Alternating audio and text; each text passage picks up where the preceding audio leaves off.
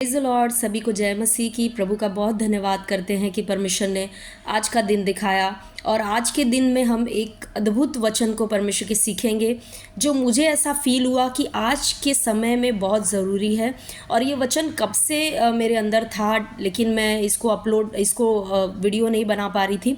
आज इस वचन के ऊपर, इस विषय के ऊपर जो बहुत ही गंभीर विषय है, हम बात करने जा रहे हैं।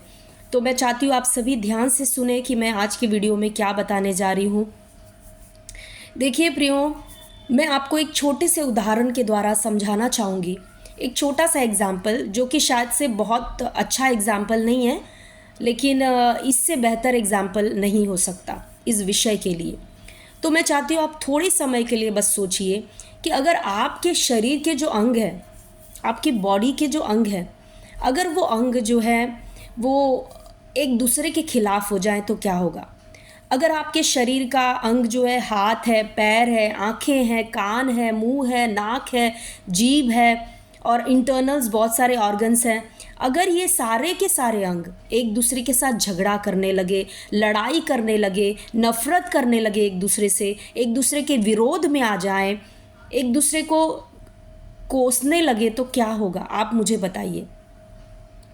ये इस सवाल का उत्तर जानने के लिए बहुत बड़ी समझदारी की ज़रूरत नहीं है। हम सभी जानते हैं कि क्या होगा। हमारा देह जो है वो प्रॉपर फंक्शन नहीं कर पाएगा, वो अच्छी रीति से काम नहीं कर पाएगा। मान लीजिए आपका जो हाथ है वो कहे कि मुझे पैरों की ज़रूरत नहीं है, और वो चाकू लेकर, जस्ट एक एग्जाम्पल के लिए मैं आपको समझाने के लिए बता रही हूँ, वो चाकू लेकर आपके पैरों को काटने लगे तो क्या होगा। Hallelujah, thank you Jesus. आप समझ पा रहे हो कि अगर हमारे ही अंग, हमारे शरीर के अंग एक दूसरे को ख़त्म करने के लिए उतर आएँ, एक दूसरे के विरोध में आ जाएं, तो ये हमारी देह के लिए कितना हानिकारक है। हमारी देह बढ़ ही नहीं पाएगी, हमारी देह प्रॉपर फंक्शन नहीं कर पाएगी, कुछ काम नहीं कर पाएगी। Hallelujah, thank you Jesus. हम हमेशा, हमारी देह दुख दर्द में रहेगी। हालेलुया प्रियो, इस चीज़ से मैं आपको सिखाना चाहती हूँ कुछ बहुत ही अद्भुत।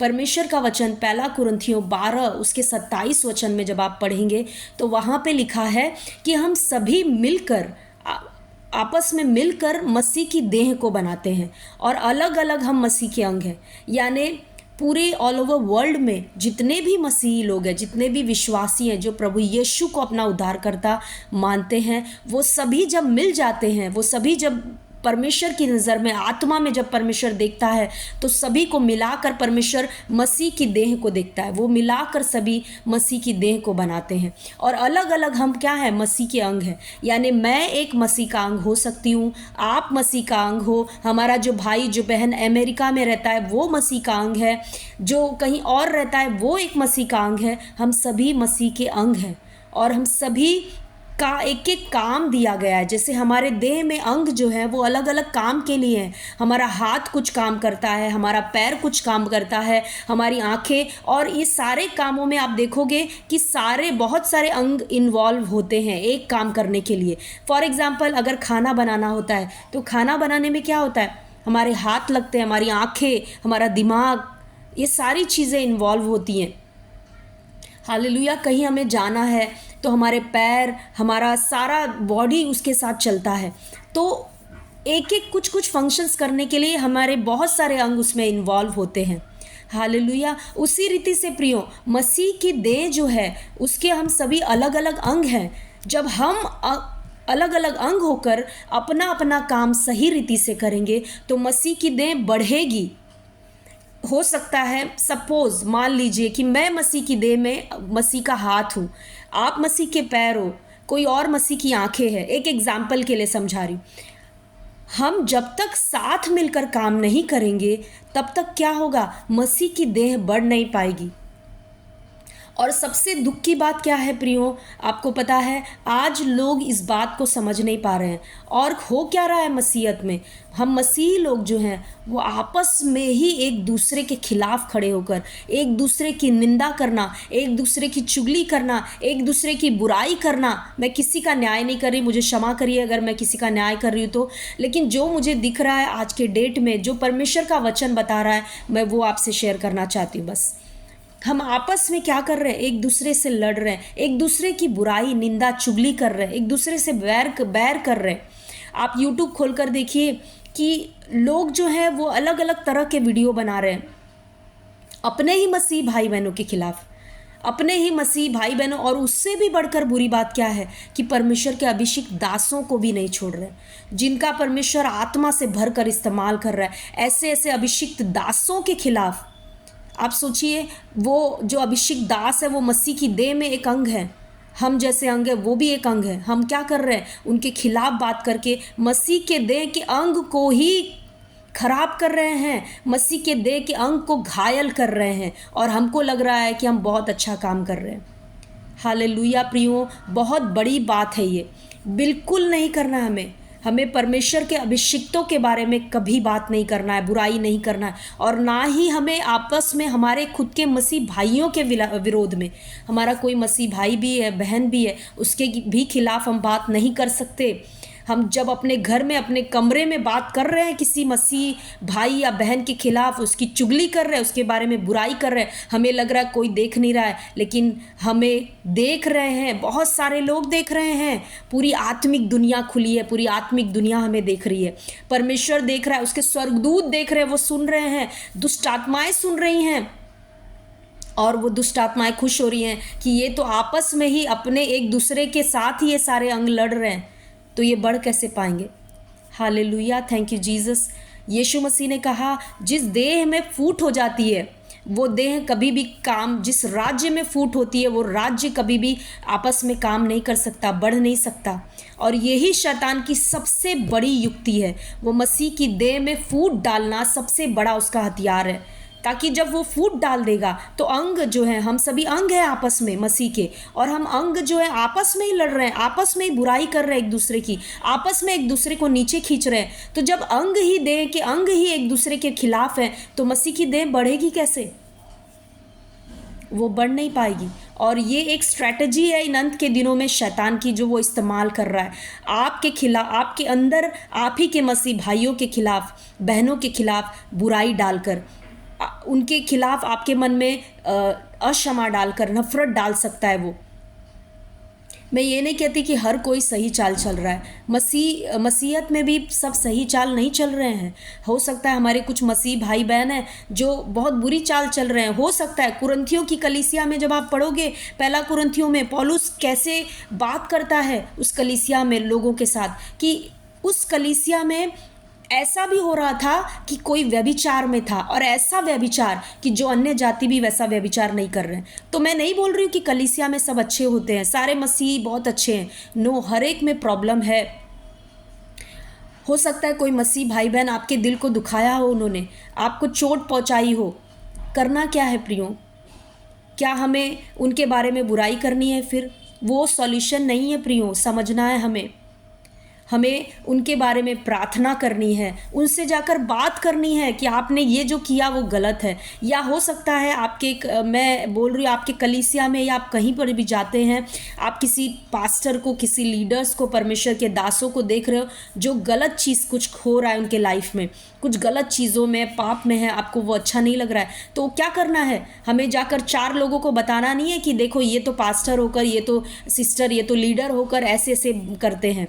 नो, वो गलत है, वो हम मसीह के अंग को घायल कर रहे हैं। अगर हम ऐसा कर रहे हैं तो हमें जाकर उनसे बात करनी है और कहनी है कि देखिए आप ये जो पाप कर रहे हो, ये जो गलती कर रहे हो गलत है, इसे छोड़ दीजिए।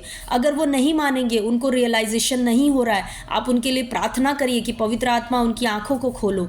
अगर फिर भी वो नहीं मान रहे हैं, आपको नहीं जम रहा है उनके साथ रहना, तो आप प्रार्थना करके परमेश्वर से उनसे दूर हो सकते हैं। लेकिन आप कभी भी उनके खिलाफ बातें ना करें, उनके खिलाफ उठे नहीं, उनके खिलाफ जाकर कुछ ना करें। पौलुस कहता है कि क्या तुम में इतने तुम लोग नीचे आ गए हो कि तुम में कोई ऐसा समझदार नहीं है जो न्याय कर सके? तुम न्याय जब तुमको कराना रहता है तो तुम अविश्वासियों के पास जाते हो। क्या तुम आपस में न्याय नहीं कर सकते? पौलुस तो इतना तक बात कह रहा है कि तुम एक दूसरे की सह क्यों नहीं लेते? सह लो। अगर तुम्हारा भाई बहन कोई छोटी मोटी चीज़ें कर दे रहा है, सह लो उसको। अगर आपका पास्टर आपको कुछ करेक्शन कर रहा है, आपको कुछ बोल दे रहा है, उसको सह लो, वो आपके अच्छे के लिए है। हालेलुया। लेकिन अगर मैंने कुछ वीडियोस भी देखे इसके विषय में, किसी बहन ने बहुत वो बोल रही थी, वो बहन कि बहुत उनके जो पास्टर्स लोगों ने जिन जिन कलीसिया में गई, वो पास्टर्स ने उनको बहुत रोका, आगे बढ़ने से आगे बढ़ने नहीं देते थे, वो सुसमाचार प्रचार करने नहीं देते थे। ये सारी बातें वो बहन बता रही थी। तो अगर ऐसा कोई भी चीज़ आपके साथ हो रहा है, आपके पास्टर्स जो है आपको आगे बढ़ने नहीं दे रहे हैं, आप प्रार्थना में बढ़े। मैं आपको बोल रही हूँ, वचन में लिखा है, जब तक किसी को स्वर्ग से ना दिया जाए वो नहीं पा सकता है। अगर परमेश्वर किसी को बढ़ाना चाहे तो उसे कोई मनुष्य रोक नहीं सकता है। आपको ये भरोसा होना चाहिए। आप प्रार्थना में बैठे, परमेश्वर के साथ संगति में, आप प्रभु में बढ़ें, आत्मा में बढ़ें, कोई मनुष्य आपको रोक नहीं पाएगा। आपको परमेश्वर इस्तेमाल करके रहेगा। अगर आप सुसमाचार प्रचार करने जा रहे हैं बाहर निकलकर कलीसिया से, और आपके परमेश्वर के दास कोई है जो आपको रोक रहा है, आपको कह रहा है तुम ये नहीं कर सकते, तुम कलीसिया से नहीं जा सकते, कलीसिया छोड़कर दूसरे जगह नहीं जा सकते, या जो भी बातें चलती है जो आजकल हो रही हैं, तो आपको अगर नहीं जम रहा है, आप वहाँ से प्रार्थना करके परमेश्वर से आप वहाँ से निकल जाइए। अगर आपको ऐसा एक्सट्रीम लग रहा है कि ये पास्टर्स बहुत ही, ये जो पास्टर है ये बहुत ही हमें सता रहे, या ये हम पे बहुत ज़्यादा हमें सही राह नहीं दिखा रहे, हमारे साथ गलत ट्रीटमेंट कर रहे हैं, तो आप प्रार्थना करके परमेश्वर की अगुवाई लेके उस कलीसिया से निकल जाइए। लेकिन उस पास्टर के खिलाफ या किसी के भी खिलाफ क्यों बोलना है? क्या मिलेगा हमें बोलकर? हमें चुगली करके, किसी की निंदा करके, हमें अविश्वासियों के साथ में उनके बारे में बात करके, या किसी और विश्वासी के साथ में अपने उन विश्वासी भाई बहनों के बारे में बात करके क्या मिलेगा? कुछ नहीं मिलने वाला है प्रियो। इससे हम मसीह की देह में फूट डाल रहे हैं, हम एक नहीं कर रहे हैं, मसीह की देह को फूट डाल रहे हैं। और परमेश्वर का वचन कहता है, धन्य वे जो मेल मिलाप कराते हैं, वो परमेश्वर के पुत्र यानी मैच्योर सन्स कहलाएंगे, मैच्योर पुत्र कहलाएंगे। हालेलुया। हमें फूट डालने का काम नहीं करना है, हमें मसीह की देह को बढ़ाने का काम करना है। और शायद आज यही एक बड़ा विषय हो सकता है, क्यों मसीह की देह जो बढ़ नहीं पा रही अच्छे से, क्यों आज हम उन बड़े बड़े कामों को नहीं देख रहे हैं जो प्रेरितों के काम में, जो नई कलीसिया की शुरुआत हुई थी तब हमने देखा था। हालेलुया। तब हमने देखा था, हम पूरे प्रेरितों के काम में आप पढ़िए, वहाँ पे पूरे प्रेरितों के काम में लिखा है कि कैसे वो सब एक मन थे, एक चित्त थे, और बढ़ते जा रहे थे, आत्मा से भरते जा रहे थे। परमेश्वर के बड़े बड़े काम होते थे, चिन्ह चमत्कार होते थे। आज यही शायद बड़ा कारण है, क्योंकि मसीह की देह में एकता नहीं है, फूट है। हम एक दूसरे के खिलाफ एक दूसरे अंग को ही घायल करने की कोशिश कर रहे हैं, मसीह के अंग को। तो मसीह की देह बढ़ेगी कैसे? जब आप प्रेरितों की किताब चौथा वचन, उसके चौथा अध्याय 32 वचन पढ़ोगे, ऐसे बहुत सारे वचन हैं, लेकिन मैं आपको ये वचन एक जो यहाँ पर है वो मैं बताना चाहूँगी। यहाँ पे लिखा है, विश्वास करने वालों की मंडली एक चित्त और एक मन की थी, यहाँ तक कि कोई भी अपनी संपत्ति अपनी नहीं कहता था, परंतु सब कुछ साझे में था। हालेलुया। वो क्या थे? एक चित्त थे, एक मन थे। उससे भी बढ़कर जब आप प्रेरितों के काम दूसरे अध्याय पढ़ोगे तो वहाँ पे पहले अध्याय दूसरे अध्याय में लिखा है कि वो सब जो है एक जगह पे इकट्ठे थे, एक मन होकर प्रार्थना कर रहे थे। Hallelujah, thank you Jesus. हाँ, ये 14 वचन में, पहला अध्याय 14 वचन, ये सब कई स्त्रियों और यीशु की माता मरियम और उसके भाइयों के साथ एक चित्त होकर प्रार्थना में लगे रहे। Hallelujah, thank you Jesus. जब आप पहला कुरिन्थियों की किताब पढ़ोगे, वहाँ पे भी पौलुस जो है वो कुरिन्थियों की कलीसिया को एक संदेश दे रहा है, उसको एक बड़ा आप बोलते हैं सजेशन दे रहा है। वो क्या कह रहा है? पहला कुरिन्थियों पहला अध्याय उसके 10वें वचन में, हे भाइयों, मैं तुमसे हमारे प्रभु यीशु मसीह के नाम से विनती करता हूँ कि तुम सब एक ही बात कहो और तुम में फूट न हो, परंतु एक ही मन और एक ही मत होकर मिले रहो। क्यों कह रहा था पौलुस ये चीज़? क्योंकि पौलुस को पता है, अगर हम एक मन नहीं रहेंगे, एक चित्त नहीं रहेंगे, हम आपस में एक दूसरे का विरोध करेंगे, गिराएंगे एक दूसरे को, तो हम मसीह की देह बढ़ नहीं पाएगी। हालेलुया। और मुझे सबसे ज़्यादा बुरा क्या लगता है पता है आपको? जब मैं यूट्यूब पर देखती हूँ कि कोई विश्वासी भाई या बहन, वो परमेश्वर के अभिषिक्त, जिनको परमेश्वर आत्मा से भरकर इस्तेमाल कर रहा है, उनके बारे में भी बुरा बुरा बोल रहे हैं, उनके बारे में भी वो कुछ वीडियोस वगैरह बनाते हैं। कैसे, मुझे समझ में नहीं आता है, कैसे इतना भय नहीं रह गया लोगों के अंदर। हालेलुया। हमें कांपना चाहिए, डरना चाहिए कि परमेश्वर जिनका इस्तेमाल कर रहा है उनके खिलाफ हम कैसे बातें कर सकते हैं। नो प्रियो, अगर आप ऐसे व्यक्ति हैं तो आज ही इस चीज़ को बंद करें, परमेश्वर से क्षमा मांगे। हमें लगता है हम उनके खिलाफ बातें करके उनकी मिनिस्ट्री को गिरा रहे हैं, हम दूसरों के चरित्र को खराब कर रहे हैं। नो, इससे आपका खुद का जीवन खराब हो रहा है प्रियो। और फिर हमें लगता है कि हम तो इतना प्रार्थना कर रहे हैं, इतना उपवास भी कर रहे हैं, वचन भी पढ़ रहे हैं, आगे क्यों नहीं बढ़ पा रहे हैं हम क्यों कुछ काम नहीं कर पा रहे हैं, क्यों मसीह के लिए कुछ, क्यों हम आगे नहीं बढ़ पा रहे हैं अपने आत्मिक जीवन में, मसीही जीवन में। उसका कारण ये हो सकता है, अगर आप ऐसे व्यक्ति हो जो परमेश्वर के अभिषिक्तों के बारे में बात कर रहे हो, बुरा भला कह रहे हो, अपने ही मसीह भाई बहनों के बारे में उनकी निंदा कर रहे हैं, उनके बारे में बुराई कर रहे हैं, तो आपको आज ही पश्चाताप करना है और इस चीज़ को छोड़ना है। मत करिए। आपको कुछ नहीं समझ में आता, छोड़ दीजिए उसको। प्रभु से पूछिए, प्रभु ये दास जो है ये प्रचार करते हैं, ये दास जो है ये ऐसे ऐसे कर रहे हैं, मुझे तो नहीं समझ में आ रहा है, आप मुझे सिखाइए, समझाइए। आप उसको छोड़ दीजिए, लेकिन उसके बारे में बुरा बात मत करिए, मत करिए। आपको अपने किसी भाई बहन से कोई प्रॉब्लम है, आप उनसे जाकर पर्सनली बात करो। कई बार क्या होता है कि हम किसी के बारे में ऐसे ही झूठ मूठ की बात सुनते हैं, हमें कोई आकर बताता है कि वो सिस्टर जो थी तेरे बारे में ऐसा बोली, वो जो परमेश्वर की दासी थी या दास था वो तुम्हारे बारे में ऐसा बोला।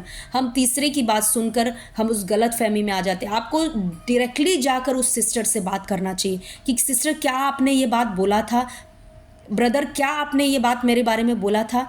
हो सकता है उन्होंने बोला हो तो कोई और मकसद से बोला हो जो आपको नहीं पता चल रहा है और आप तक कुछ और पहुंचाया गया हो। बहुत सारी बातें हो सकती है प्रियो। मैं आपको यही सजेशन देना चाहूँगी, किसी के पीठ पीछे मसीह भाई बहनों की बात ना करें।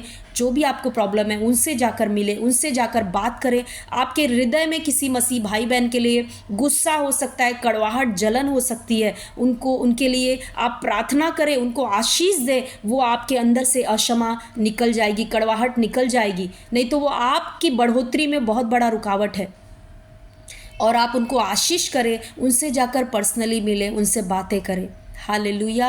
आई होप कि आप समझ रहे हो कि मैं आपको क्या बताना चाह रही हूँ। हमें मिलकर मसीह की देह को बढ़ाना है, मसीह की देह में फूट नहीं लाना है, अंगों में फूट नहीं आना चाहिए मसीह के देह में। और ये शैतान का इन अंतिम दिनों में सबसे बड़ा स्ट्रैटेजी है। वो फूट डालकर मसीह की देह को, अंगों को आपस में लड़ाना चाहता है, अंगों को आपस में नफरत कराना चाहता है, ताकि मसीह की देह आगे नहीं बढ़ पाए, परमेश्वर का काम नहीं हो पाए। Hallelujah. Thank you Jesus. I hope कि आपको समझा आज का वचन मैंने आपको क्या समझाया। और आप जो मैंने वचन बताए उन वचनों को पढ़िए। 1 कुरिन्थियों 12 अध्याय बहुत ही सुंदर है, उस पूरे अध्याय को पढ़िए आप। कैसे पौलुस एक देह का और अंगों का एक उदाहरण लेकर पूरे वो मसीह की देह को और हम विश्वासियों को कैसे वो जोड़कर एक दूसरे के साथ बताता है, एक्सप्लेन करता है। सो गॉड ब्लेस यू ऑल। प्रभु आप सभी को बहुतायत से आशीष करे। आमीन।